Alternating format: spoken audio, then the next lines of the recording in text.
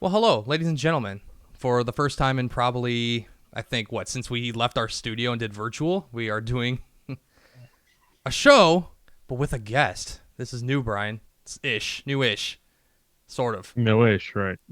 Kind of like that. But our special guest today hails from the country of Mexico, from specifically Nogales, Sonora. He goes by his real name, though, Marco Cardenas, also known as MC Magic. Hello, sir. Hey, how you doing, guys? Yes, I was born in Mexico, raised in the USA, though. Yeah, he was born in Mexico and raised. You were in Phoenix, correct? Yes, Phoenix has been my home for the last 100 years of my life. Man, Man. look at that. And yes, because MC Magic, though, he is from Phoenix, raised, I should say, grew up. He's coming out here to Detroit. I want to give a little plug here. He's coming out with basically a tour, I'd say, right? You're touring the country. Got some Yep. Friends coming along with Yes. you for the ride. You have J Rocks. You have Little Rob, Nora Yavel coming Saturday. It's a Saturday, right? Saturday, June 24th here in Detroit at the Saturday, Majestic, June 24th. the Majestic Theater. Yes, sir. Majestic Theater in Detroit. MC Magic, Baby Bash, Lil Rob, a local girl by the name of Nora Yvel, and of course J Rocks as well. So we'll be in Detroit. It's exciting. Yeah, and you guys can get your tickets at ticketweb.com. Doors open 7 o'clock, June 24th.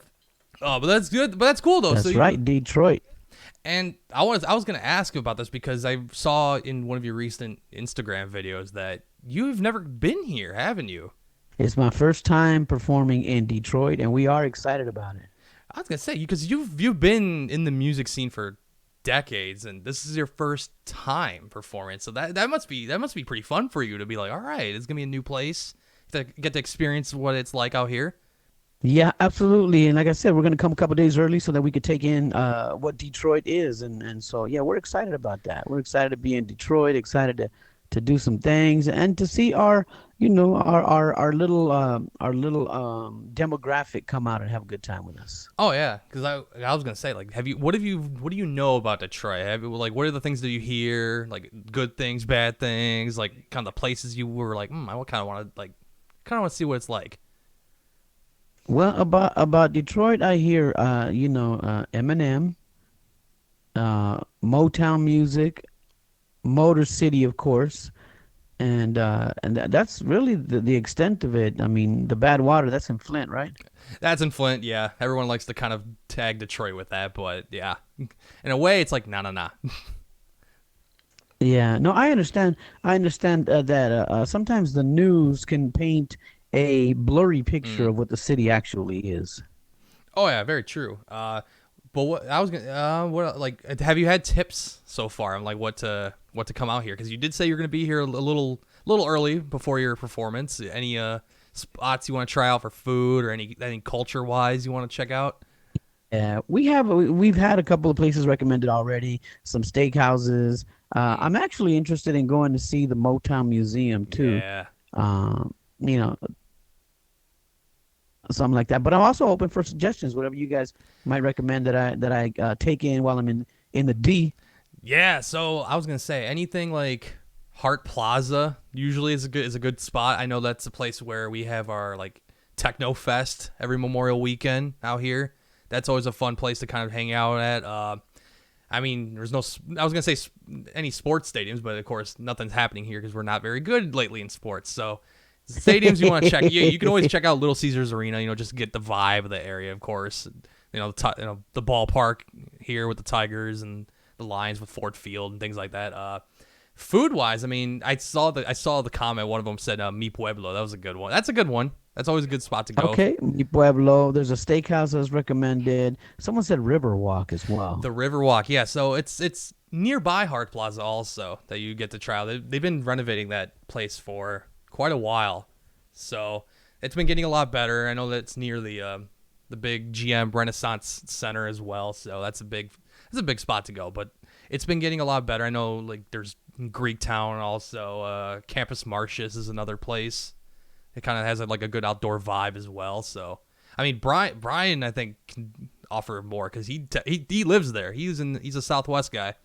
Sorry about that, guys. I am back officially. My computer crashed. Your Your computer. computer crashed, huh? That should have been that should have been on my end. That's funny. It's coming from you. Yeah, I know. It's literally the first time it's crashed on me. But yeah, so I was, I don't know. I hope I'm not stepping on nobody's conversation, but I was raised here in Southwest, which is, dominantly a Mexican area of here of Detroit. We were arrived here in 2004. Well, my parents brought me here, just like many of us. It's I didn't really choose to be here.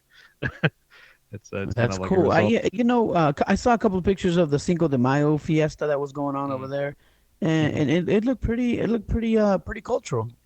Oh yeah, no, and every year that we've been here, it's been getting bigger and bigger, where people from even out of from out of the neighborhood per se start come down for the event. Like I even had coworkers that they don't even reside in Detroit. They're from outside cities that came into the festival, and I was really shocked by that. And it's almost like outgrowing the neighborhood. I know the goal that they want to do is they want to move it downtown, where I think originally festivities used to take place at Hart Plaza. That's also a pretty famous spot that you should really check it out when you come to Detroit. I know you mentioned you wanted to kind of have a couple of spots Yeah, you really the want Hart to hit. Plaza is definitely going to be on my short list.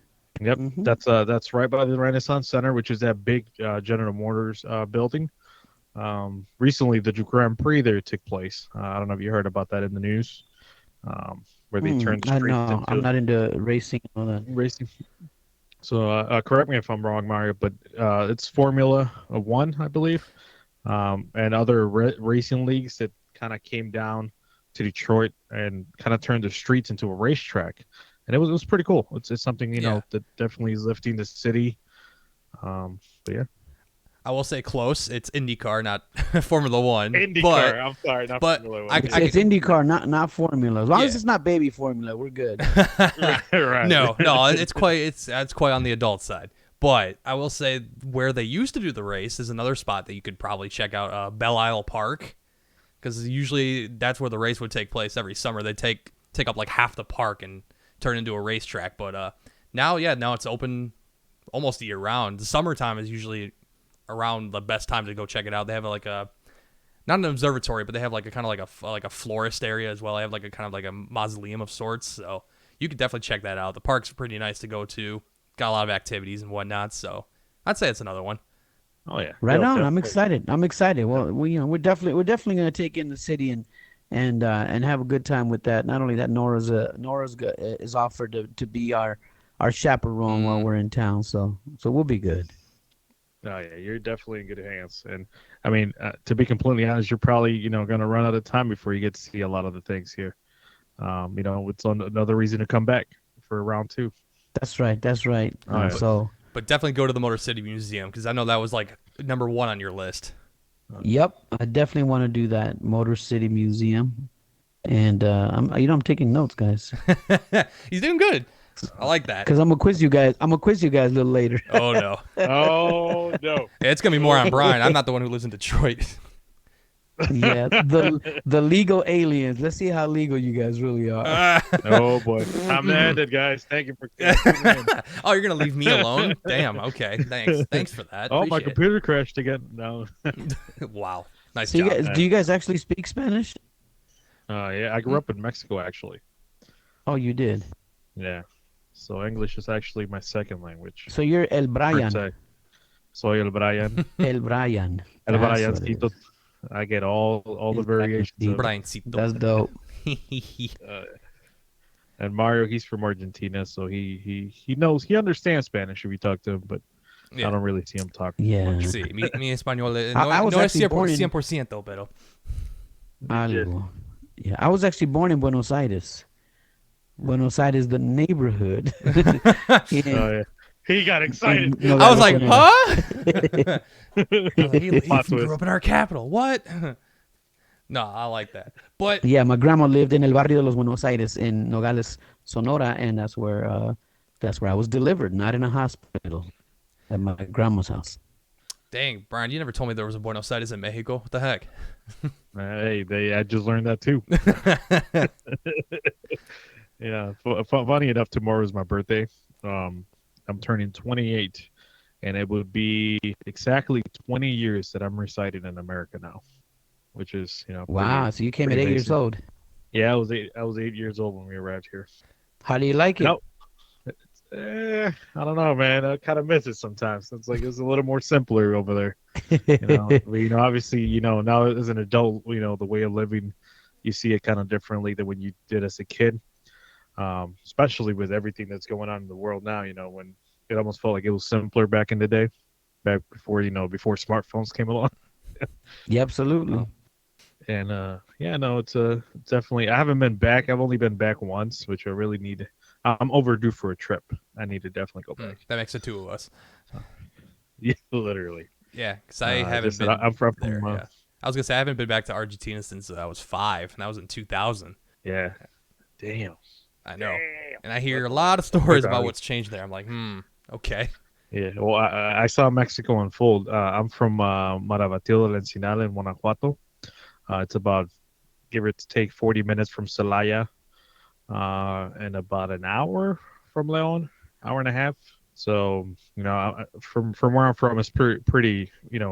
Literally just feels mountains. It's a little small town, or by the what is it, the World Health Organization? We're technically a big village. We're designated as a big village, It which seems is like a pretty lot. funny. It seems like a lot of people in America are from a little ranchito in Mexico. Right. And it's crazy because I was just looking at the numbers the other day, and how Mexico has over 100 million people, if I'm not mistaken, which is That's crazy, Mexico right? City. That's Mexico City. 100 million? Yes, Damn. 100 million in Mexico City.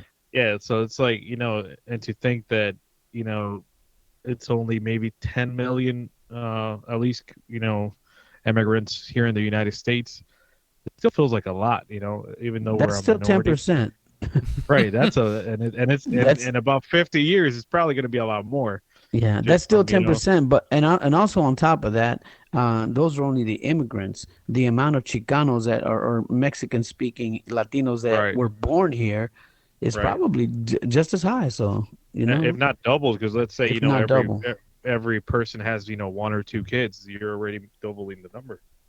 Yeah, absolutely. So, yeah, I have this one quote in one of my songs. I said 40 million Mexicans is what I represent.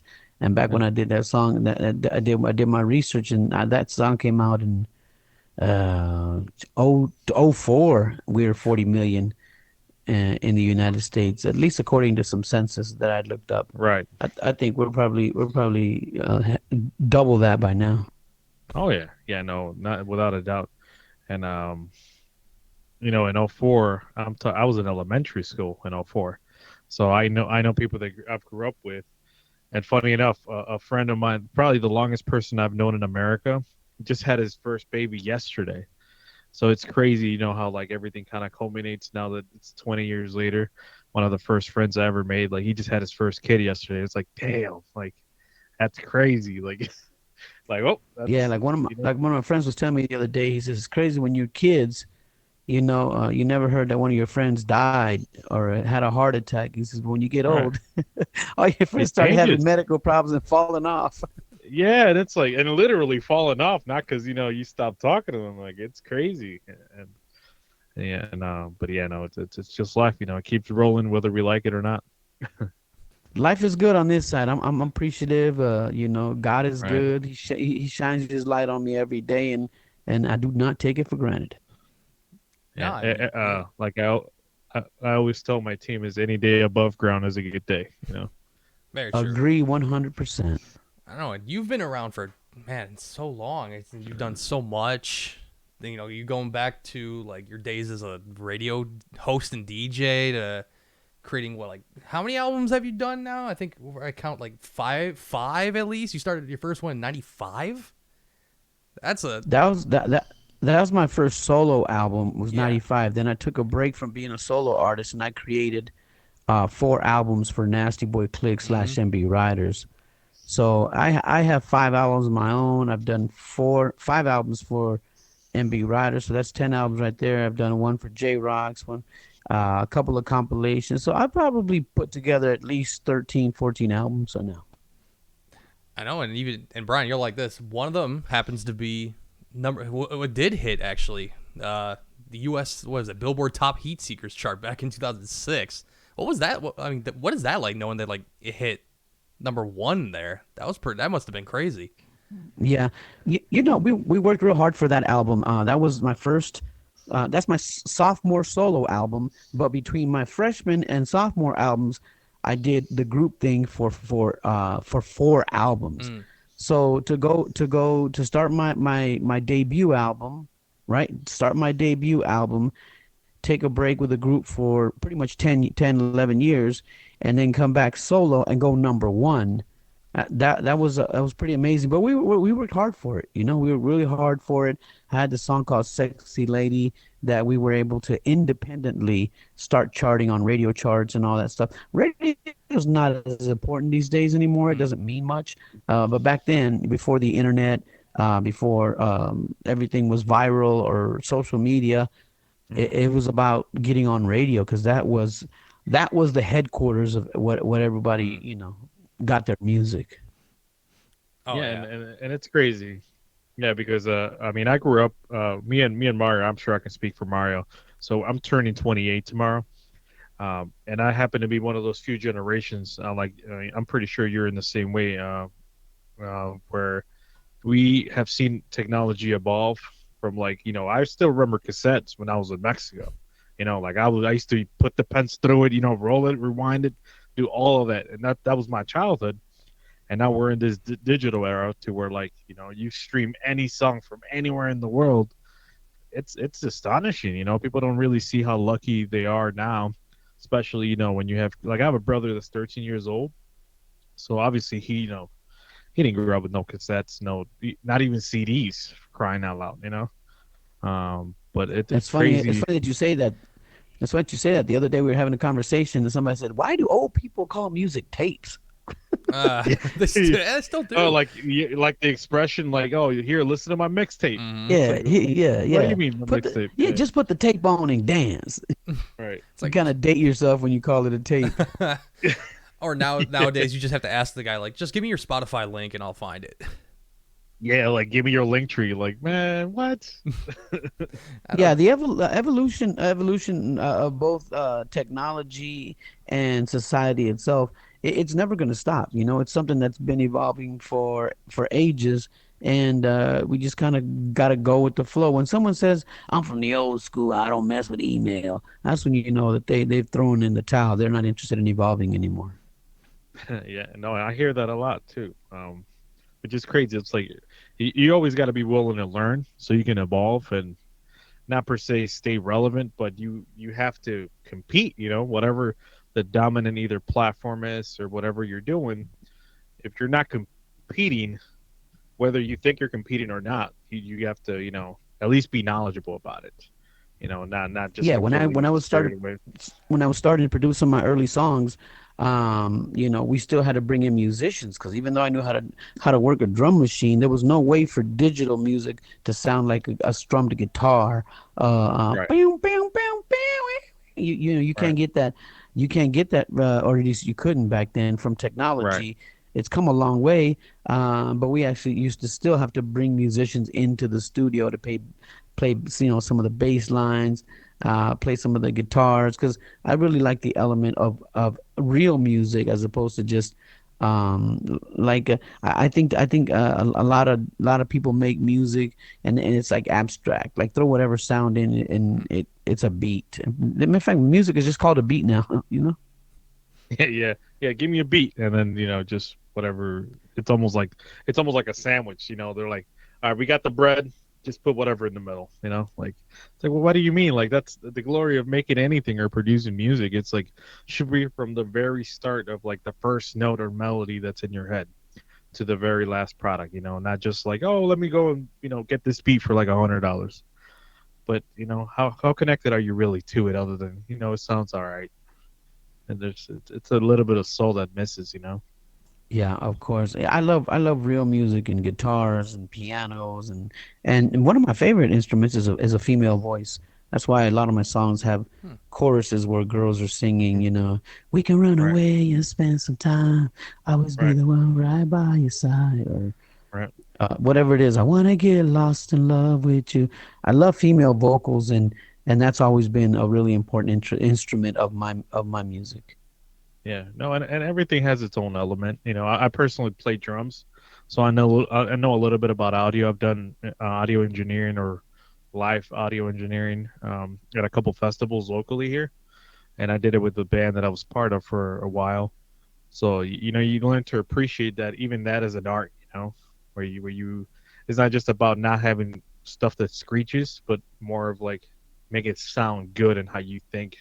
You can maximize that experience because you want to highlight everything. It's hard to have little pieces of music that don't get highlighted, except for some mixes of some artists, whether locally or nationally. And it's like, man, like it could have worked a little bit more on that. It's like you can't, you got certain things that got really, Take even friends of take mine, it back and to the some drawing people. board, bro. Yeah, like there's friends of mine that I literally tell them they show me music because I'm friends with a lot of local musicians here in Detroit. I tell them like, hey, you might want to take that one again.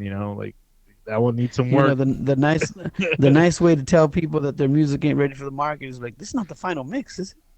Yeah, Yeah, literally, that's a good just way to hit them put with it. like, is this the first draft? All right, cool. Yeah, I don't know how Like, many times you I've heard get you say it's that to getting them. somewhere.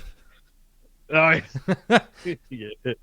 Yeah, it's like, are you sure about that? Like, I yeah, know. No, I wanted to know, like, because you started in the early teens with a drum machine. This is how you really kind of got into the whole like music, producing and things like that. Like for a schmuck like me who just doesn't know music like Brian does, what is a like how good is a drum machine in making like what you want to produce? And do you still go back to things like that? Yes, absolutely. A drum machine. Roland created like in the maybe early 80s, late 70s. They created this thing called the TR-808, and the TR-808. That's why they call the hard hitting bass. They call it an 808. That's where it comes from the TR-808 drum machine. okay, And so that was kind of like the godfather of bass music, is the TR-808. And so the drum machine just allows you to make a skeleton. And once you have a skeleton, then you can decorate it. Like say if you're making a salad, the drum machine is the lettuce, Mm, and people might have a cranberry salad, a chicken right, salad, a seafood salad, but the drum machine is the lettuce of it's the meat and potatoes that you could just build upon and create anything you want. So yeah, I love the drum machine. And when I had my first sampler, that's when I started taking other sounds and being able to twist them into this and that and the other and make have music grow from there. that's good. Do you still like find yourself maybe going back to those things sometimes? When you want to create a new track, or just kind of like you've evolved past it?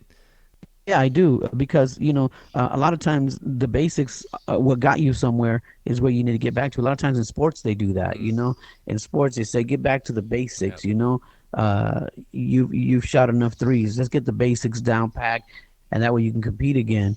And you talk to any boxer, and they'll tell you, the basics is where it's at. No. yeah, Yeah. yeah, no, As an athlete, I take that. I understand that wholeheartedly. oh yeah, Been there a lot. Oh my god. But no, and and I saw that when you went into there, you Yeah. as your music career progressed, you became a radio host in Phoenix. Like that must have like I've always like kind of wanted to do that in a way. Like I've always wanted to get into radio, and I'm like, how does that work with music in your aspect, like being a host and a DJ, but also like you're creating your music too. Is it tied, or do you keep it separate? How did that work? Well, to be honest with you, DJing has always been a little bit part of my heart. When I was a kid, I thought my only way to live in a world of music, I never thought I was worthy enough to be an artist. And I thought, well, at least I can be a DJ. I'll just play other people's music.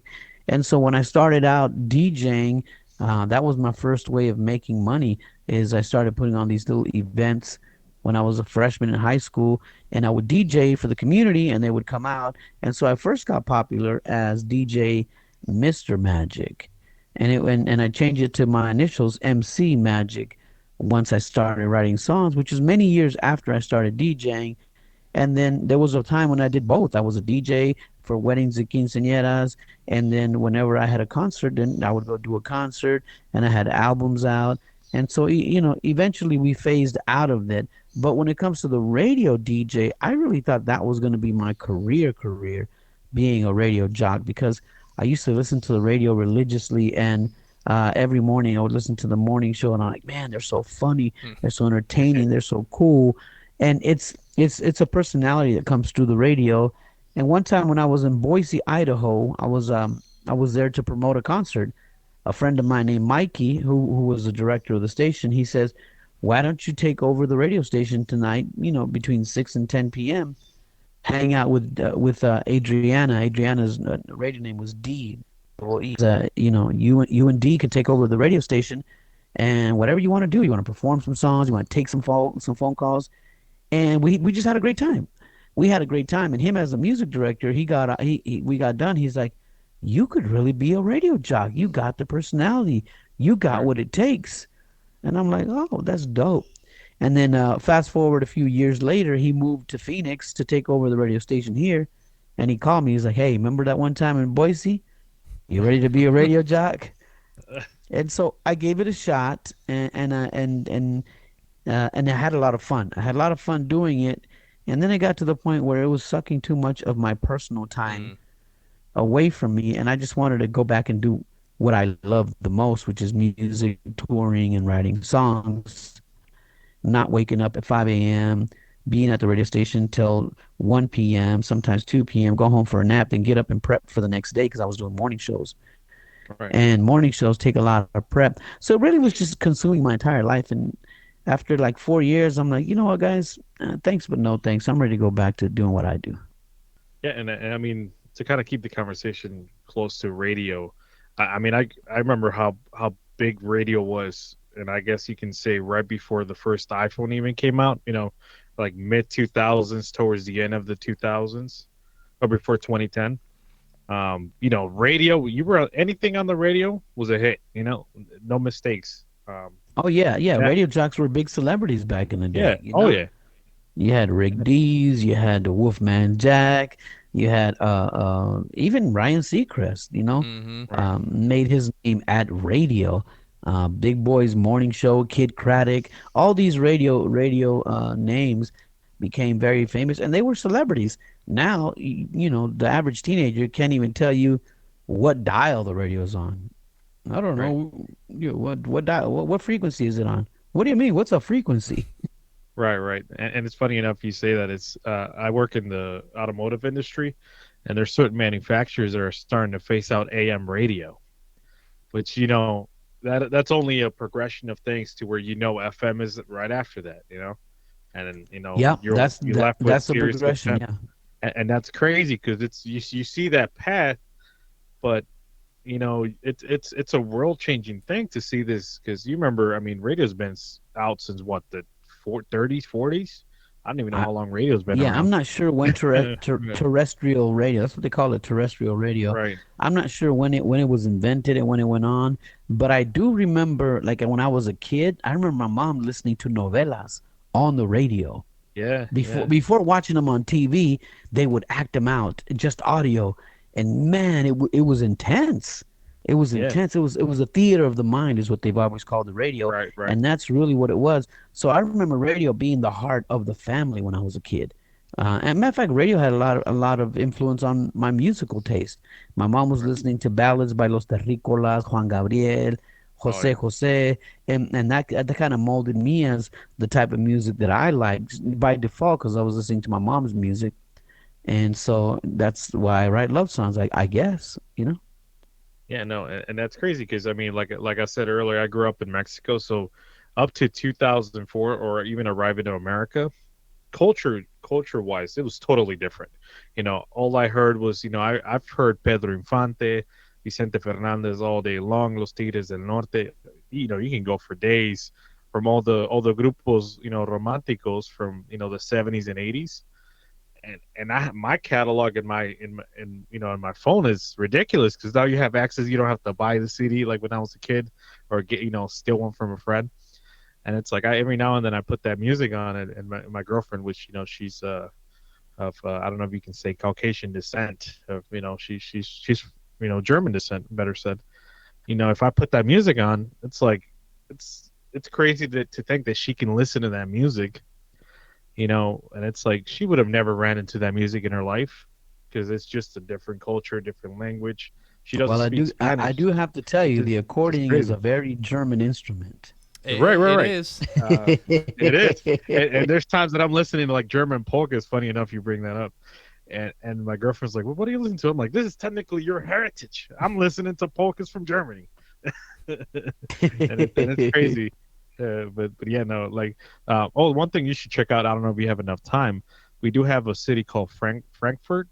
Is that right? You mean Mario, Frankenmuth? Frankenbooth. I'm sorry. Fuck, I'm getting them confused. Yeah, Frankenbooth is a city. Frankenbooth, not Yeah, Frankenstein, but Frankenbooth. right. No, It's about, you can Frankenmuth. say, an hour. It's an hour from Detroit. It's exclusively of German descent, and it's kind of like a little Germany per se. It's pretty nice. That's nice. A lot of people go there. It's pretty. I highly recommend it if you're in the area.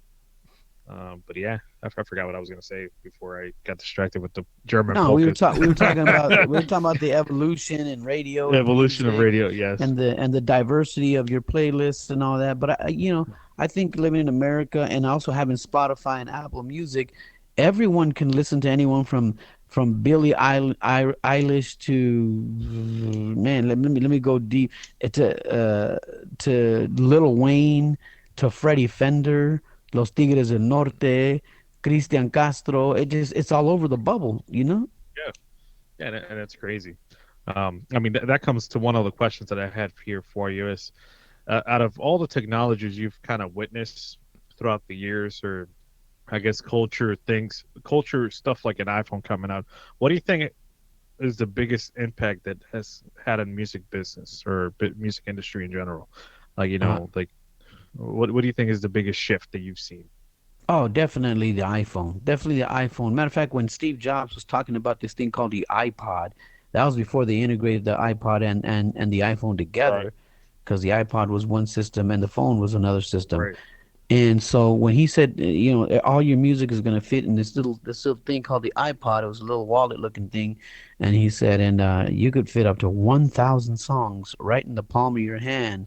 And I was like, man, that's crazy. That's ridiculous. I don't know how they're gonna do that, but right, now you got a million songs in your phone, not just in your hand at any right. given time. At It's any given crazy. time.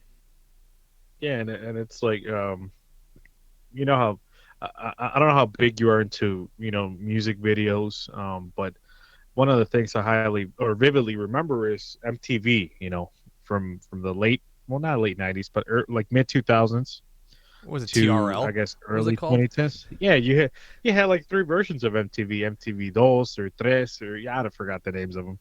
And it's crazy how, like, the culture itself revolved around music videos. Like, oh, this song is coming on, put it up, and you got the music video and the song playing. Now it's like a song comes out, oh, such and such dropped a song, cool, and like the music video is almost secondary in certain, for certain people, and it's like, it's crazy. It's an art that I feel like doesn't get enough effort. And I tell people that shoot locally too, when they tell me, yeah, I'm going to like a parking garage, or I'm going to, I'm doing this and that. I'm like, dude, people have done that millions of times. Get creative, do what you want. You don't need a big production to have creativity. It's about the mastery of your vision, not the budget that you're working with. Yeah, that's absolutely true. I agree with all of that. And MTV was very impactful for the culture and the music business as well. MTV was so powerful. And then little by little, MTV is the one that introduced reality TV. They had the show called The Real World because it was supposed to be Right, reality TV, right, and it went from music to programming. And they discovered that people liked to binge more on that than music videos, and that's why music videos had to take a back seat. and Right. fortunately YouTube came into the picture and Right. gave us a home for our music videos, and now that's where people watch music videos. But some of the Right. biggest music out there, you can still go to YouTube and see that, Ed Sheeran's latest song has almost 1 billion views. Right. And so Right. the culture is still there. It's just not pop culture anymore. Right. Pop culture It's was when they were the gatekeepers. You know what I'm Mm. saying? When right. MTV, if it was on MTV, everybody knew about it. But now the world is more niche, or some people say niche. To me, that sounds like cheese, so I say niche. It's a niche Yeah. audience, you know? Right. And it's crazy you bring that up about, how even if it's not pop culture, I mean, you can go down the list of artists worldwide where they have, if not millions of followers, right? Millions of listeners. Um, and if I bring one up right now, there's a good chance, Mara nor you know who it is, because it's crazy. Like there's this connectivity that we got on our phone and the internet. There's people that could be ultra famous and we don't even know about them Let me because ask you it's like, something. Do you know who Rancho Humilde is? oh, that's I've heard of the name, but it's eluding my mind right now. Rancho Humilde is a label, a record label, and I'm gonna compare them to Death Row. So, because I know you know who Death Row Mm-hmm. is. Oh yeah, yeah, So it's the modern day Death Row, and they focus on corridos. The corrido market with Natanael Cano, with Junior H, with Fuerza Regida, the corridos right, market is the number one music in the Latin culture right now. Matter of fact, right, it's so big that even reggaeton singers are trying to do corridos. And so it's really taken over the world. I wasn't say America, but it's beyond America. It leads all oh yeah, over the place. And I just heard the owner of Rancho Milde yesterday. Yesterday he said on his social media, "I'm so blessed that I received confirmation that Rancho Milde officially has 76 billion streams." Wow. hey, And you hardly even heard of them. You're like, I think I right, know who right. they are. Yeah, yeah. Well, that's the yeah. I mean, that's it's going back to exactly what I just said. It's like there's people that have insane amount of popularity or streams or views, and we have no idea. There's probably a kid in Europe that's streaming to like 5 million people, and we don't have no clue who it is. Yeah, no, I And it's discover that crazy. all the time, and I'm not surprised about it anymore. During the pandemic in 2020, I was on Instagram Live talking with fans, and one of my fans really impressed me. She said, "I want to sing for you." She grabbed her guitar and she started singing, and there was something about this little girl. I'm like, man, there's something special about you. Maybe we could work on a song together. And instead of working on a song together, I ended up signing her to my label, and we released a whole album called Princesa. Her name is J Rocks, and just yesterday she celebrated. I told her, I says, I think she had like 7,000 followers on Instagram when I met her. 7,000 followers, and her sister told me, yeah, but remember you bought most of them because it was 7,000 back in 2020, right? And Right. so after I started working with her, we put some marketing into her. We recorded music videos for her. We released her album Princesa, and just yesterday, and I told her, I said, one of these days you're gonna be hitting over 1 million followers. And she's like, I can't even imagine that. That would be crazy. When we first met in early, and yesterday, almost 3 years to the date that I met her, she hit 1 million followers on TikTok. Yeah, there you go. Damn. Yeah, no, and it's crazy because one thing that I've noticed too, the more we do this, at least for example, the project that we're doing now, me and Mario and two other friends, unfortunately weren't able to be here. Is that sometimes, you never know which market you're actually pretty good at. For example, when we started this project, we were focusing on like Facebook and YouTube and Twitch, and Twitch is normally known for like gaming people and stuff like that. And for the longest, we ignored Facebook to where like, we don't have to do Facebook. It's really not a market that fits our needs, or thinking that we know everything. At least in my end. That was not And your then niche. right, We thought, yeah. and then suddenly, I'm like, you know what? I'm gonna post the clip on there Cause see, why not? And it got, I forgot the last time I checked that, and it was at like 5, 6 million views, and it's crazy because it's like when you think you almost know something, you're easily proven wrong, and that's where like that ability, referring to the beginning of the podcast, is you have to evolve. You have to be Yeah, no, willing to go evolution with never the stops. Yeah, right, evolution never stops. because you never know when the next TikTok comes around, or whatever's next. And if I'm you excited to take see what's going to come and replace TikTok. I really am. oh yeah, we Uh, tried Clapper for a minute. I don't know if you ever heard of Clapper. That's the American I version of have TikTok. not. Yeah, which is Is it good? eh, it's a pretty copy and paste. I see. more or I see. I less. thought I thought But Clapper. I thought Musically was the American version of TikTok, but actually Musically was the app that TikTok bought and renamed it. right, Yeah. yeah. Nah, I think what's gonna happen? It's gonna be Vine 2. That's what's gonna happen. Vine needs to come back to 6 seconds. The creator did say he was attempting it, so we'll Oh see. my gosh. I Good don't luck with know. that. Yeah, I think somebody bought Vine to kill it. Uh, No, I that'd be think that's really crazy. what happened. And I think I heard that somebody bought Vine just to shut it down because it was a nuisance, and it made way for other platforms to win. I mean, think about Right. it. Instagram started as a just a picture. It was just a photo app. Just show your photos there, and everybody can see them and like them and comment. And now, man, Yeah. it's everything to everybody. You can buy sliced cheese delivered to your door on Instagram. Yeah, it's crazy I you know. mentioned that. Yeah. Because I remember when Instagram launched, and it was just straight pictures, and it was square too. I don't even think you can do landscape. And then like there was Yeah. like no video, and then Yeah, like it and slowly. even when they did have video, they had the book cover size videos, but TikTok forced them to go with full screen videos. Yeah, no, the reels. I mean, the whole reason we have reels on YouTube, on shorts on YouTube, and reels on Facebook and Instagram is because TikTok was just blowing them out of the water, which is crazy.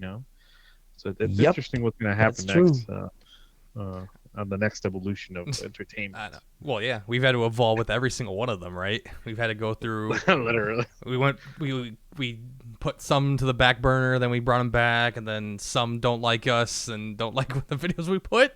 Oh yeah, Thanks we TikTok. always get taken down on TikTok. Oh my god, it's I it's know. So you it's gotta find crazy. other avenues, but like, I feel Yeah. is it the same way when it comes to like maybe your fan base in terms of like evolving as the years go on, or do you think like the cultural aspect of like fans at like a concert festival, those things kind of change too?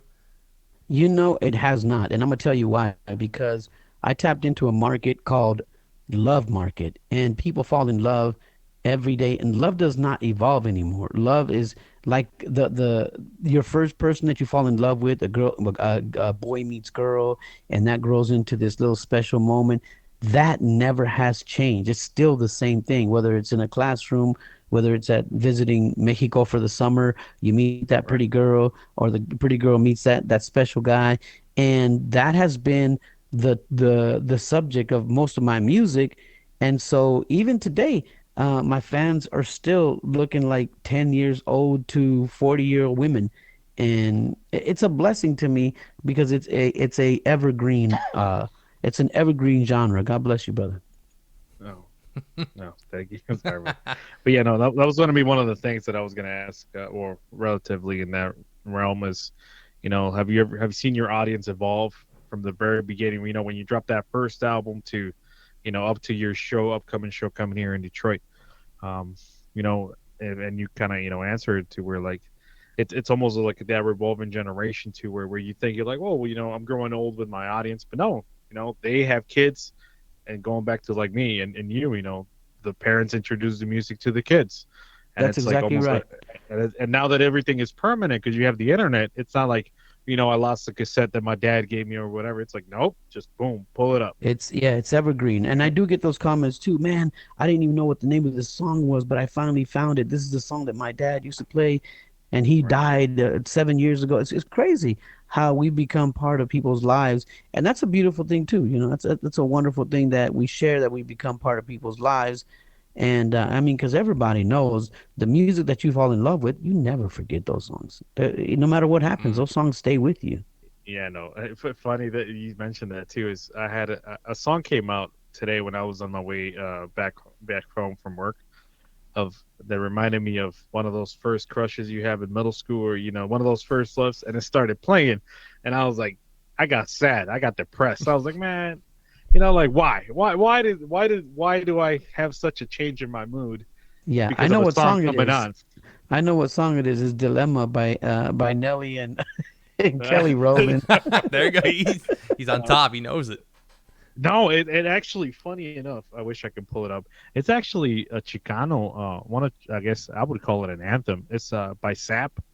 Oh my God, bro! I don't even know what category that would be. Would that be freestyle? You know, Yeah, Zapp came out as a funk group.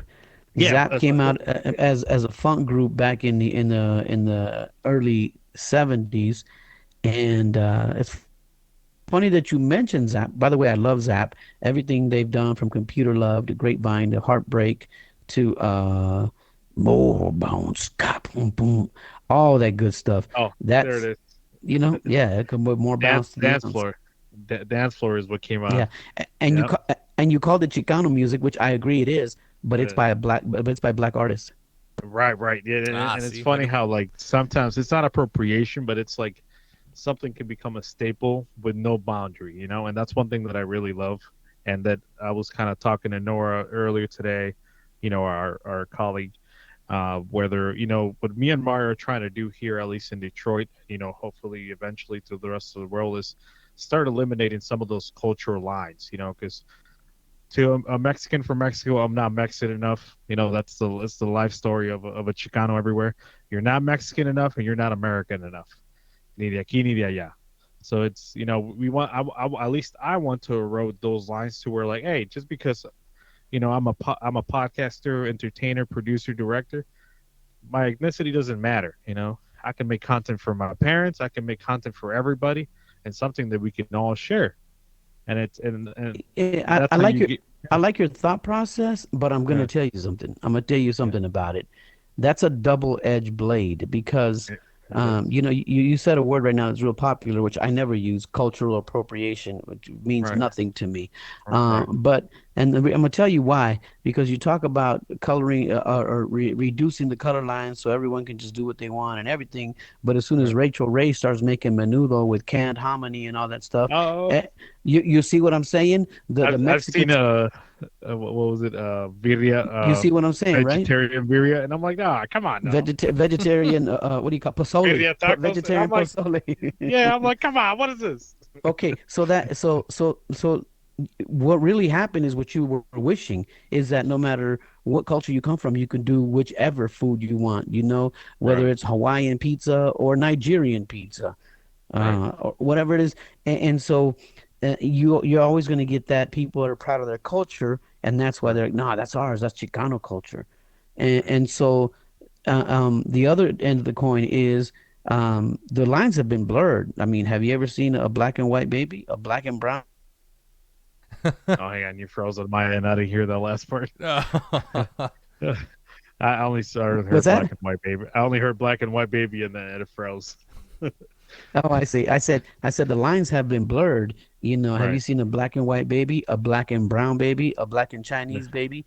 right, Yes, all cultures are blending together right Mhm. now. right. Yeah, I mean, me and my girlfriend. I mean, she has no ounce of other than just German and maybe somebody from Poland.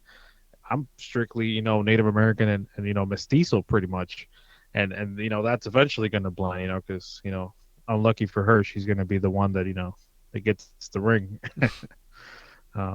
But yeah, no, and Congratulations. oh, thank you, and and it's essentially that mixing that's gonna, it's gonna have a little Chicano Junior, Yeah, that's cool. Actually, one of my first loves in high school, she was half German. Her mom was Mexican and her father was Bill Gocher.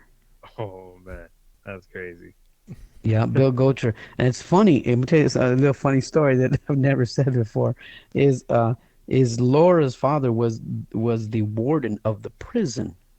He was the warden of the prison. There's a prison close to the high school where I grew up, and Mr. Gocher was the warden at the prison, keeping the cellmates in and whatnot.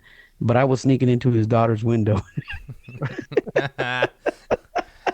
You hear that, man? You couldn't keep everybody out. Nope. Or it. Or in or out. Oh man, that's That's the crazy. original in and out. Oh yeah, well, they need to bring one over here. And I do miss. I mean, just random, just random. Oh yeah, nah, man. Oh, speaking of eating out, what have you ever had Whataburger down on stuff? Of course, we got Whataburger in Phoenix, Arizona, You and what do you pick, In and Out or Whataburger? um, yeah, I'd give him a tie. I'd give him. I'm not much of a Huh? burger guy. I'd give him a tie. Oh man. Um, but yeah, no, oh, speaking of stuff to check out here in Detroit, I don't know how much you like to travel internationally, but we are actually literally 5 minutes from Windsor, Canada. So if you happen to bring your passport, we do know of a couple of spots you can hit across the bridge. Yeah, Uh, let me be completely honest with you. I'm afraid to go into Canada because all the politics that I see on the news. oh, Get it yeah, understandable, yeah. it's a different land. It's a different land, but if you were interested, we that and Detroit. Fun fact, fun geographical fact. Detroit's one of the few American cities where you have to travel south to get to Canada. Really? Yeah. Yeah, That's crazy. I mean, yeah, that's a good dynamic there. That's something interesting to know, to be yeah. honest Like with you. you have to hop on 75 south to get to Canada if you're like in the north part of Detroit. It's great. What interesting is in Windsor, Canada? So other I mean, than the there's a couple. casino. Yeah, their nightlife. I mean, they have a couple of casinos. They have. I personally have a burger joint that I can definitely vouch for, and I'm sure Mario here can too. It's called Mamo's Burger. Oh my God, their beer and burger. Again, I don't know. You say you Mamo's Burger, huh? yeah, you say you're not much of a connoisseur of eat burgers, I mean, I but know about White oh my, Castle. You know, I know about White Castle. Very Isn't true. that big out in Detroit? Oh yeah. it's okay. It's all right. There's only one in like every 5 miles. You see, out here we don't. White Castle is in the freezer box at the grocery store. Oh, but you That's can not a get it at the slider. grocery store. It might Yeah, be a yeah, hockey no, puck. true. It's more like a hockey Yeah. puck, definitely. Speaking of, talk about like Chicano music, and then also coming out of Latino music. I saw a collab that you've done before on an album, and it's quite a popular name. That me not being, I'm not un mexicano by any stretch of the imagination, but I do know of Kumbia Kings. How did that's quite a collab, I have to say. Like how did that originate? I was a big fan of the Kumbia Kings during that time, and the voice of DJ Kane was the staple of the Kumbia Kings. Like DJ Kane's voice is what Beyonce was to Destiny's Child. You know what I'm saying? Without Beyonce, there is no Destiny's Child. You know what I'm saying? And so Right, so DJ Kane was the lead voice. Fortunately for me, he was having troubles with the leader of the group, Selena's brother AB, and he was having troubles, and he was looking for other opportunities. And of course, there was always money problems involved as well. And so I offered him to come to my studio in Phoenix and record a song with me. And by the grace of God, he came and we recorded this song called "Sexy Lady." Now me and DJ are really tight friends. If I need him for anything, it's just a phone call away. But yeah, I mean that song really was the cornerstone of my Magic City album, "Sexy Lady," and it was featuring DJ Kane, the voice of the Kumbia Kings. Pretty amazing. man. Yeah, I mean, it's that's an iconic thing. Um, and Little Birdie also told me that you happened to run into Snow the Product early on. But what are we talking? I Over did. 10 years ago? I did in 2009, 11, around there. I was working on an album called The Rewire, and a friend of mine, he said, "You got to check out this rapper from El Paso, Texas. Her name is Snow. She used to call herself Snow White before she changed it to Snow the Product." What? And yeah, and so I reached out. He sold me some of her stuff. And I'm like, wow, this girl really raps well. Hmm. And so I offered her to pay her for a verse, and I ended up putting her on a song with Twista, Oh yeah. MC Magic, and Snow the Product, which was actually Snow White, and the reason she changed her name is because Disney issued her a cease and desist to stop using the name Snow White, No way. and so she went to Snow the product. They got to cancel Disney. No, let's not be Florida here, okay? Come on now. No, but we have a Yeah. good friend of ours who's a major fan of Snow the Product, and he's been to a couple of her last concerts here in Detroit, and yeah, he's Yeah. waxing Meet and poetically greet and about like everything. her Yeah. rise and how where she is now, and like did you saw that she could be where she is now. Oh yeah, I definitely. I mean, I think I've always had a gift for spotting talent, even early on, and even today, guys. I prefer to work with an up and coming artist than an established artist, simply because I don't like dealing with egos. I hate to say it like that, but the truth is the truth, and it's so gratifying to meet an artist like J Rocks, who was nothing when I met her, and tell her, one day you're going to be able to do this because I'm going to help you. And her going, really? Oh my God, it's so amazing. Really, is it true? Right. No, you're kidding.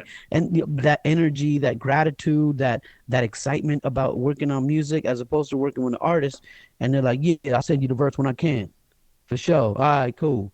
All right, yeah, no doubt, no doubt. And there's no excitement, you know what I'm saying? There's Right. absolutely no excitement for the project. And to me, music is my ultimate excitement. Creating new Right. music and stuff like that. It just there's something really special about that. And that's why I prefer to work with new artists. And that's why I worked with Snow the Product when she was pretty much unknown. Right. I mean, and it's a good thing you bring up that the kind of that factor that a lot of artists miss, and I can speak, firsthand for people that I know here personally. Not to mention names, but where I constantly tell them, you got to just act like you actually mean what you're doing. Like it's not about how good your verses are, how good your song. You can write the heaviest riff if you're playing in a rock band, but if you don't have actual love and passion, and when you're performing, you don't give it your all, you're not going to make an impression on anybody. You're just going to be another fly, flying by. No, And, you make a very valid point. You make a very valid point. I've always said it's not what you say, it's how you say it. Because anybody yeah, can write down this verse, which really sounds like an elementary, something written by a kindergartner, but no one can do it like Snoop. He goes 1, 2, 3 into the four. yeah, Snoop Doggy Right. Dogg and Dr. Dre is at the door, and it's literally though. it's how you do it. It's not what you do it. Imagine Ed Sheeran saying that. Right. And that's one thing that definitely gets overlooked, and and sometimes people that are not even, I guess, I mean, relatively speaking, big, have that mentality too. We're like, I'll get to it when I get to it, and they have that ego already coming in. It's like, dude, you're gonna have to humble yourself, because if you're not, yeah, you're not gonna get what you want Big to do. facts. Yeah, and Big you're not facts. gonna take the Yeah, criticism very well too. there's up and coming artists, and they are their biggest fan themselves.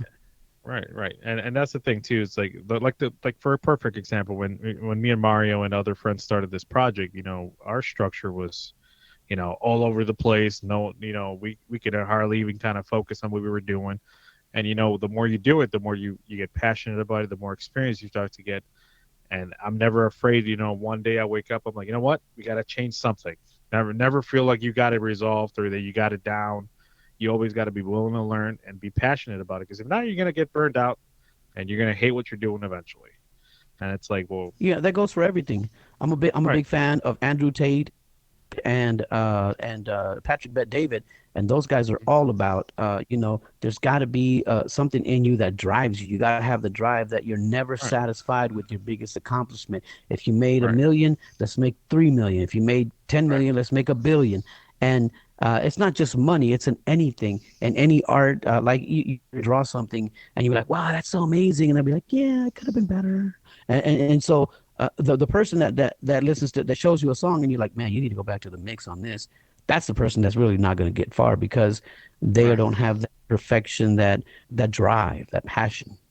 Yeah, and that's the thing too. It's like, you have to be, your biggest critic at the end of the day, but you have to be, evolving. You can also, because I've noticed too, a lot of people struggle with finding their perfect timing and planning everything perfectly, instead of where they could have just done it, fix where they messed up, and improve on that. It's always, a lot of people get held up in the idea and they don't actually execute it. It might be as simple as just waking up at the first, alarm and not hitting snooze. As simple as that to like, conquering whatever you want to conquer. And it's like you Yeah, just gotta do. growth is very important, and you have to continue to build on your growth. Imagine that the biggest athletes they played in little league. They had to grow from there. Right. Yeah, and then that's the thing. You always strive for improvement. Always wake up. That Mamba mentality. Just get up and do it. Whether you're having a bad day or a good day, you gotta get up and do it because no one's gonna do it for you. You can only control yourself. And Amen to that. I was looking back at Magic's Instagram.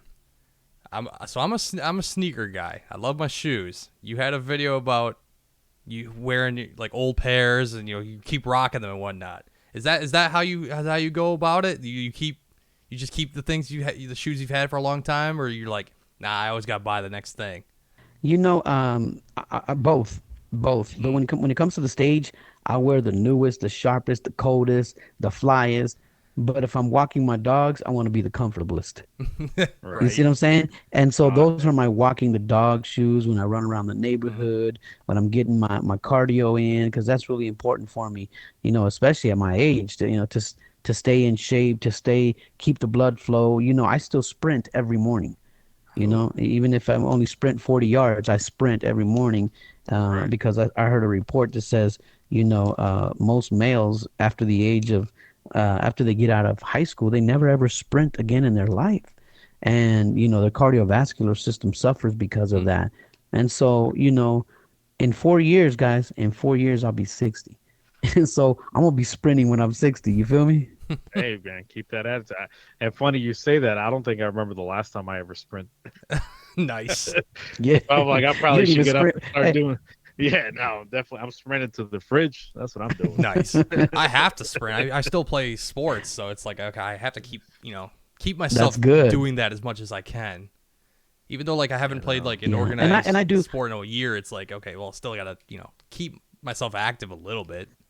Right, right. My kids always invite me to the gym, and because I have a 24 and a 26-year-old, and they're like, yeah, we're going to the gym. Pop's going to come lift with us. And I'm like, lifting is not my thing, guys. I just need to get my hour in every morning, and I'm good. Where at their age, they're out there trying to get their pecs out all out and all that stuff. Right.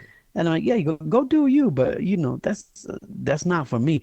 But when it comes to the shoes, I do love dope shoes. I'm not in the Jordan sneaker club because I was never subscribed to that Mm-hmm. whole culture of it, just because it takes too much brain power to keep track of, the threes, the ones, the Oh yeah, originals, the I feel the Yeah. that. Oh yeah. the baby blue fives or whatever. And I just nah, I don't want to learn your language. I don't want to talk in venti frappa crappa. I don't. And so I love coffee, but I'm not gonna get it from Starbucks. I'd rather get it for a buck 49. It's just you pick and choose your fights. Yeah. Come on. You don't want to pay $10 for a cup of coffee. You get the same one at 7-Eleven. Not today, sir. It's like you can have those Jordans, Uh, $300. They're the new ones. Yeah, Jesus and no, Christ. and I have splurged on shoes. Matter of fact, one of Right. my favorite shoes that I wear, you guys will see them in photo shoots. I looked around because I used to have the pair sitting right here in my studio. Is I wear these Versace, Fendi. It's a Fendi Versace collab. They're called Fendachis, and really it's a girl, it's a female shoe. But when I tried it on, I'm like, nah, this is mine. And so I started rocking it. You'll see it. It's got these big fat soles, Mm. and people think I wear them because I'm short, and I am short, but I just like the shoes. And those are $800 shoes, and I bought them multiple times already because I just love that particular Versace shoe. Oh yeah, no, I've seen things like Versace, and then there's like Balenciagas, and I'm like, would I be someone who can rock those? I don't know. I'll stick to my Uh, I don't know my Not Adidas me. I'm staying in Sambas. my I'll go budget, old boy. school. Yeah, no, no. This Yeah, is I the mean, real there important was a question. time there definitely was a time in my life when all I could rock was Payless shoes. Same, Uh, same. Oh, yeah. So Oh, yeah. again, growth, baby. Yeah, yeah. No, no. Now the real important question is, do you own a pair of Crocs? I only have two words answer for that. Hell no. Yes, good man. Funny enough, you say that. That was me for the last 27 years. You gave My in. You my you my, lo- crocked my in, lovely huh? lady. My lovely lady got me a pair 2 days ago. That's 50% of the shoes I've wear for the last 2 days. Oh my god. There you go. I'm like, man, If comfort is key, but I just see it as, to me, I see it as sloppy. That's my yeah, point of view of it. You know, right, I'm not a right, Croc fan, and I don't think I'm gonna become a Croc fan either. right. I mean, I don't go to like the store and stuff with E- them, but like around the house Even and if stuff. Bad Bunny has his own Crocs. Ah, that'd be funny. Speaking of Bad Bunny, and your long history of repertoire and all the albums you have, what would you say it's one song that gets not overlooked, but that you feel like you put a lot of like maybe a little bit of spice, like maybe different mixture of genres, different styles or sounds that didn't get the love that you kind of wanted, or people should really check out. You know, Ryan, I'm glad you asked that question, because every artist, I think, has something that they worked on that their audience didn't appreciate Right. as much as they put into it. There's two things that come to mind. Two music projects. Number one, back when Bruno Mars had this record called says he had a real ballady record. It was real popular. When I Used to Be Your Man, I think is what it was named. And it was taking over the world back then. Like it was on every radio station. I went to Greece at the time and I heard it in Greece, and I'm like, man, I need a world song. And I wrote this record that I absolutely love to this day, but my audience just did not go crazy for it. There was a small sector, and of course, mainstream, the pop culture, of course, they wouldn't even check for me because when you look at this Mexican boy, he's not what mainstream America considers a leading man. And Right. so because they don't consider you a leading man, they don't want to listen to what you're saying. You know what I'm saying? Right. And so I have this song that I absolutely love, and I think if it was in a love movie like The Notebook, and people just heard it, didn't even know who it was by, it would be a phenomenal hit. The song is called Missing You, featuring Nicole. When I wrote that record, I'm like, this is my power ballad, bigger than Lost in Love, because Lost in Love is one of my biggest ballads. Right. And no, it just kind of went, wee, wee, wee, wee, wee, wee, wee, wee. Kind of died like the Pac-Man. Right. Man, we know that feeling all too well when we like make content for to share in our platforms. There's stuff that we work on for weeks, like a clip. It might be like a 30-second clip, and then we release it, and it's almost like we just threw it in a river, like like what? And then we do something like literally in 5 minutes space, time wise, and it's like the biggest one we've ever, Yeah, and I've it's had that crazy. too. But one of my biggest records, it was an ad lib. I wasn't even trying to write a chorus. I was just in the studio playing with my talk box, and I came up with this chorus. And when I went back to listen to everything that I was freestyling, I'm like, oh, that's the chorus part right there. And it goes, something about you, baby, Right. drives me crazy. Something about this pretty girl. And I was playing it on the talk box. Boom, became one of my biggest records. I thought it was just an album filler, you know? And it's crazy how that works, man. No, that's like you think it's a non-single, and it's like boom, everyone's like, this should have been the main one.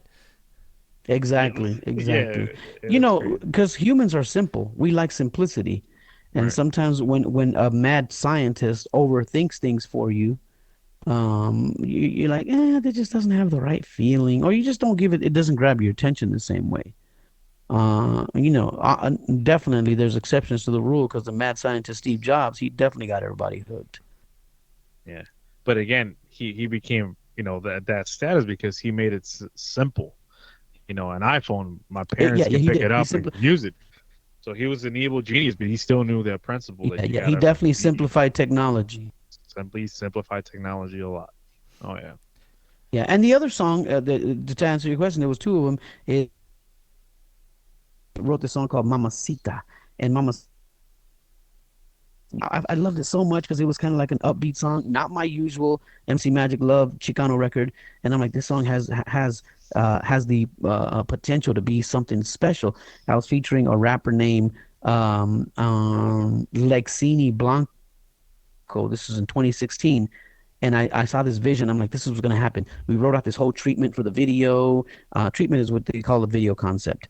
And so we wrote out this whole concept, and they were dealing with they were selling diamonds to this corrupt big boss. So the music video was going to be a diamond heist. Lexini and Right. myself, we did the acting in it, and we and we even hired a Hollywood actor. Julia Roberts has a brother named is Eric Roberts. Oh, He was the diamond dealer. He was a diamond dealer that after we bought the diamonds from him, we came back and stole the suitcase of money from him, complete with machine guns and shootings and a car racing through an underground parking lot, going to the edge of to the edge of the ocean, jumping on a ship and getting away from his goons. It was I was like, man, this is gonna be so phenomenal. And the song just went like you said, like wet toilet paper against the wall. But you can still see it. It's got a 500,000 views on YouTube. But I thought, man, this is gonna change the course of my career and my life. And it just Right. is. Yeah, no, but one thing we at least we've discovered in the little bit of time that we've been kind of trying to make a career in, something that's not just like the normal norm, is that sometimes whether kind of we like it or not, there's a good portion of luck that you kind of have with you to where like it's almost like a ratio of like 50, we're like 75% really hard work and putting in 100%, and that other 25% you can't control, and and you have to I be, agree. I agree. you have to kind of Mil- be millionaire, make a peace with that. Yeah. yeah, millionaire mentor says the harder you work, the luckier you get. So there is luck involved, but if you're not doing anything, bad luck is coming your yeah. way. Right, right. Because I mean, it goes back to like we were talking about, like people kind of lose their mind in the planning stage of doing something when they should just boom. If I mess up 10 times, guess what? I know 10 times I'm how not to do that again. If you plan it all out perfectly, and that one time you try is like that throwing the thing on the wall, well Yeah, then absolutely, you absolutely. you Like, lost the 9 tries already.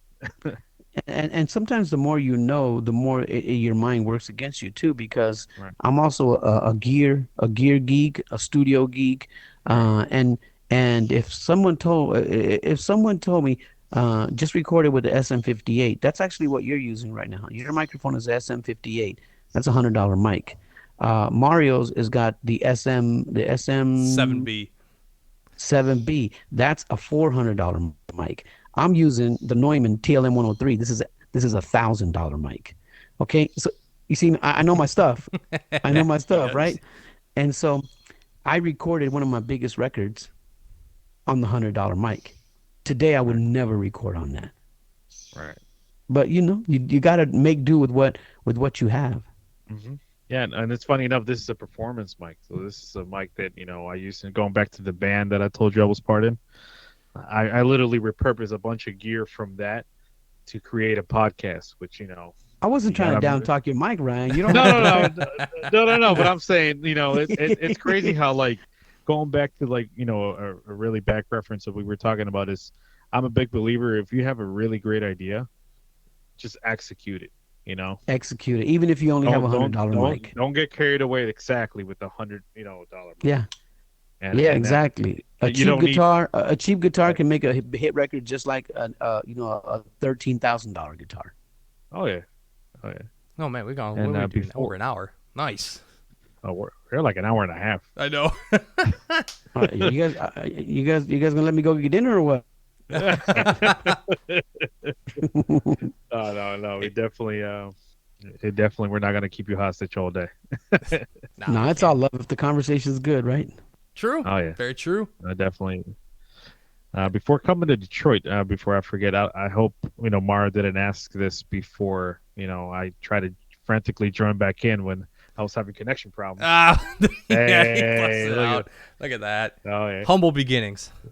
I'm just oh yeah. saying. I'm just saying. I interrupted you. Sorry about that. Oh no, you good, you good. What are one of the things you've heard about Detroit, whether it's good or bad? Um, based on audiences, environment, or history that you've perceived on the city. The three things that stand out about Detroit to me are Eminem, Motown music, and dirty water. It's a good That's three. that's that's re- that's really That's a what I good know. I three. mean, ICP has a hard fourth. You know what I'm saying? Right, right. True. And then Eminem destroyed them, saying, "You're not even from Detroit. You're from Yeah. 10 miles away." Yeah. And that's crazy. Funny you say that because that reminds me of going back to the point where I told you I know a lot of people, a lot of artists that are locally here. A lot of people claim to be from Detroit, and they get in their car and drive 45 minutes out of the city. And it's like, Exactly, what are you exactly. doing, man? Like, what are you doing here? Like, That's a you're not that's from a Detroit. that's a big thing in LA too. You Uh, know, like even local LA rappers that are clowning each other be like, you claim in LA, but you live in Santa Ana. Da, da, da, da, da, da, da, da, You know, it's every I think every major city has that scoop. right. And it's like, come on, man. And then, funny enough, somebody went viral recently on, I think, on Instagram and TikTok. It's a local artist that's from a city called Farmington Hills, and he made a song called "King of Farmington," where he goes like Farmington Hills, and he's like essentially almost parodying himself and talking, crap about like Yeah. I'm from Farmington Hills, I'm not from Detroit. And then he also made a song called Detroit, which is pretty hilarious. Oh, I know. But it's Well, crazy and how what he like did is that, yeah, he turned a capitalized negative on into a positive. Yeah. He turned a right, negative into a positive. and that's crazy because it's like, look at that, you can find something anywhere if you just, if you put in effort and you put, love, going back to that passion. You can tell he didn't do it just to be funny or, clown on the city. He did it because he's like, what, I'm gonna shoot this. I think every major city has a ton of suburban little cities surrounding area. I mean, think about people that live in Chicago. There's a lot of cities around Chicago, but I'm from the Shy. Literally, yeah, yeah, I've heard that one a lot too. I heard it Oh, yesterday, that means Brian. Remember? oh, It's like, where are you from? Plymouth. West Side Detroit. Like, wait, no, it's not. No, it's definitely no, not. but the whole other thing. That is totally not near Detroit. Hey, but you gotta stay where the cloud is at. You know what I mean? Okay, let me ask you guys a question. How many miles away do you have to be to still claim the main city? Is it 5? Is it 10? Is it 20? Or go up to 30? That's a very good It's question. definitely not 30. So once you leave the city limits, so let's say you're physically outside of city limits, I give you no more than 10 miles away. So you're for the border then? Yeah. Oh yeah. Build that border. Build the border. Oh, There it no. is. Build the wall. Yeah, exactly. Yeah. That you I'm said a you drew the line. You draw the line. That's where it's at. That's where it's at. Wherever you draw the line, that's where it's at. Oh man, that puts a very, very big predicament in our city. Does that mean if you're from Windsor, Canada, you can claim you're from Detroit? I mean, to be fair, it feels like you're still in Detroit in some spots. Oh yeah, when you cross the bridge, not to ruin Canada for you, it looks just like Detroit. Because it's You're like, like, and I you're don't know like, why. In my mind, I'm like, it's a utopia. When you cross the bridge, it's a totally different new world. Which I mean, in some aspects, it is, but it's like the same roads, a lot of people say same that. A environment. lot of people say that about El Paso, Texas. You're still Yeah, in Juarez. Even if you cross the border to El Paso, it's still Juarez. You're right. right, and it's crazy because it's like, oh, I get that. That's it. But they have an actual border. Yeah, literally. Yeah, Our border is a river, technically. literally. And they're making a new bridge, which that's kind of dope. Oh, yeah, they still are, yeah. Thankfully. I think I might have to visit Windsor. Do they have a Yeah, it's Canadian pretty accent over there? No. Yeah, it's kind of like it's like a French accent. If you run into somebody that has an accent, yeah. Yeah. More of Now a you have, French you have to go like far east Eastern Canada to really experience French Canada, Really? you know. start hitting that, it. Yeah. And we have a tunnel too that goes under the river. That'd be pretty cool if you do go to Canada. Nice, nice. Oh, that's Yeah. dope. Yeah, That's you just get dope. in a tunnel and then you come out and you're like, oh, another country. You're almost like, playing the Mexican play game. Oh, we're going through a tunnel. No way. Oh man. El Chapo in the house. We're going through it. Who made that? El Chapo? Who made that tunnel? It's We like, need did to a call great him to make job. another tunnel. Eventually, right? Eventually, right? Oh my god, that's good. Well, I had so my last thing I wanted to ask was about kind of you tour. I don't know how many times you've toured around the country over the years. You've done concerts, big and small, festivals. Like, do you have a preference, or is it just like you like both vibes because they're different in a way? When it comes to performing, I've discovered that my crowd, there's a little bit of my crowd in every city. So my fans look the same. They look like me. I mean, skin tone wise. And I'm very surprised when there's an audience that doesn't fit my demographic norm.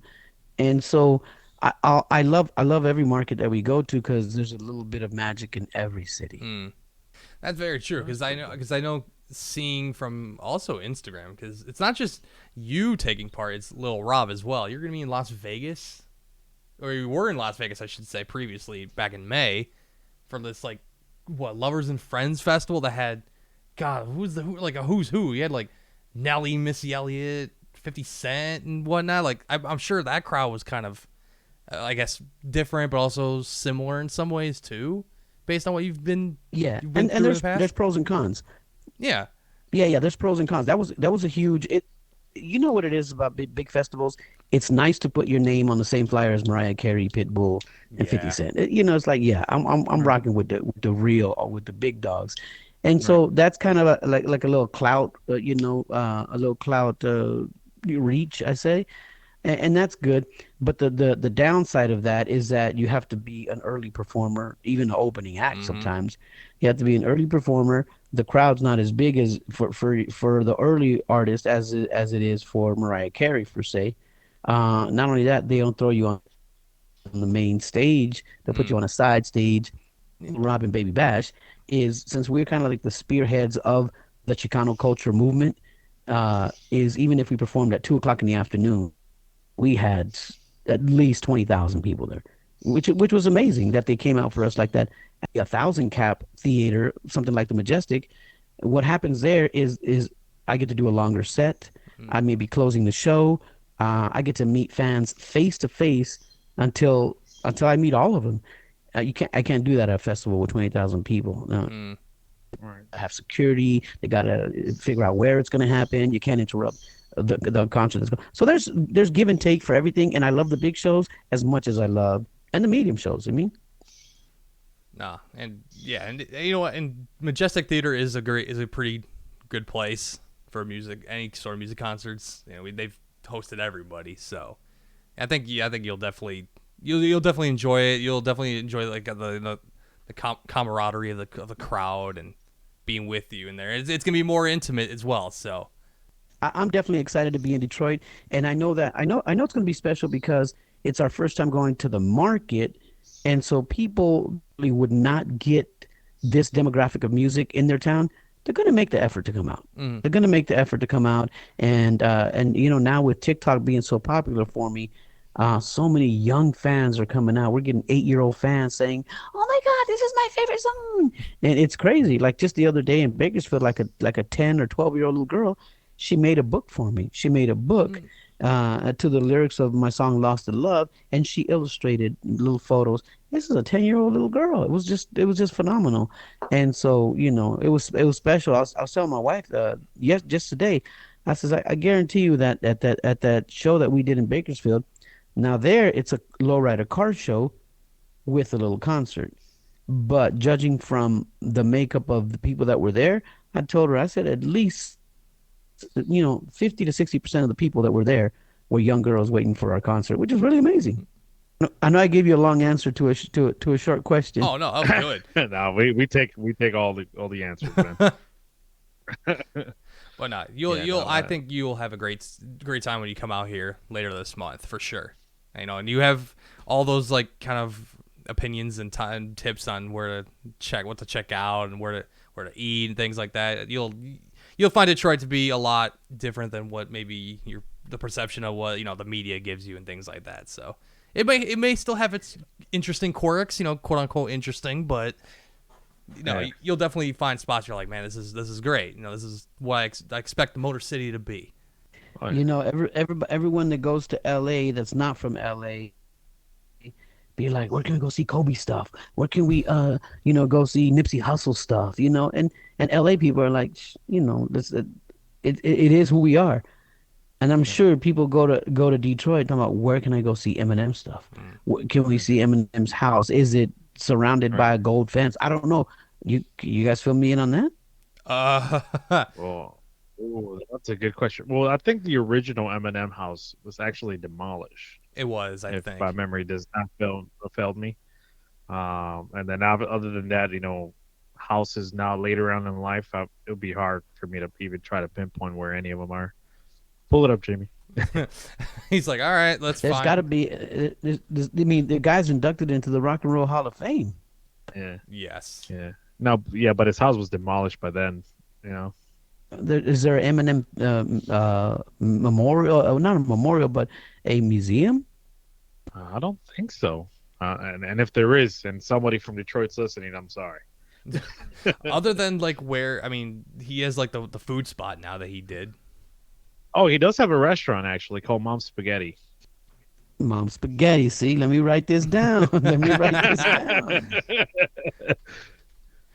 That's true. Yeah, he. Mom When did he spaghetti. open? When Got did he it. open that? Like a year or two ago?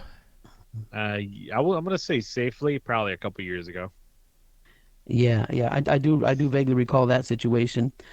And I was gonna ask you guys one more thing about talking about this Eminem issue. This Eminem thing. Oh, what's gonna happen if I go hang out at 8 Mile? What's going on there? mm. Is 8 Mile even the roughest part? I don't even think so. Not really. You guys don't go to 8 Mile to just chill? No, no.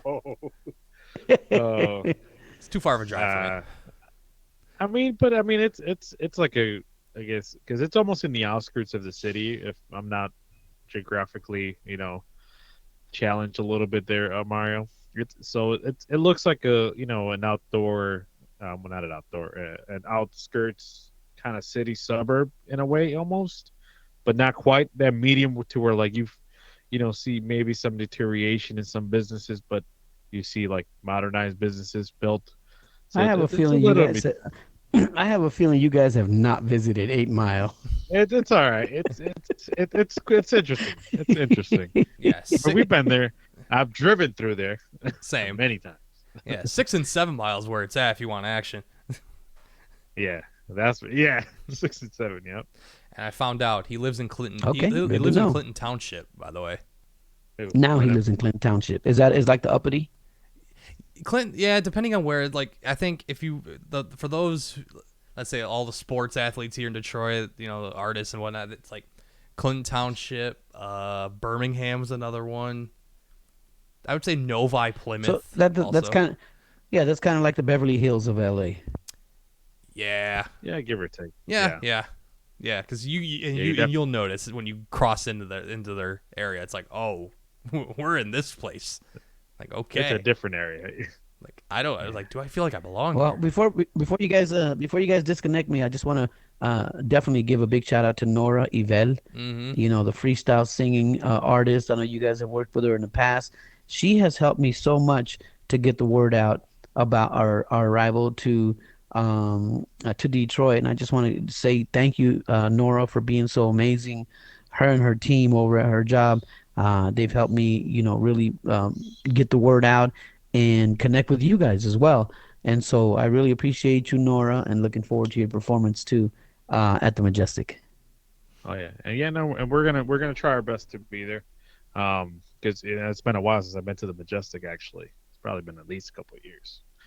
So it's just a nice excuse, to finally, come out of the house and stop wearing the Crocs and put some regular shoes on.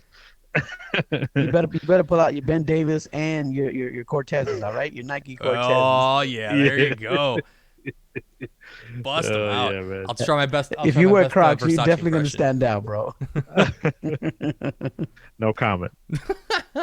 But yeah, so for those listening who will listen before the 24th, again, ticketweb.com. You can find MC Magic with Baby Bash, Lil Rob, Nora Yvel, and J Rocks at the Majestic Theater, Saturday, June 24th, 7 p.m. Eastern. It's going to be quite an experience. Actually, every time I promote my concerts, I promote the main concert page, which has my whole calendar. So if you go to Yes. mcmagicconcerts.com, which is easier to remember, that has all the links to all of the cities that we're Oh, yeah. going All right. to. And he's still touring. The man is still touring. He said he felt old, but you know what? Nah, Yeah. he's got the heart of a young guy. Man, He's you kicking can't be feeling like that. We got to keep the sprints coming. it. Yeah, you No, got no, to no. do I didn't say sprints. I'm old or anything. I'm just being. I mean, the fact, you know.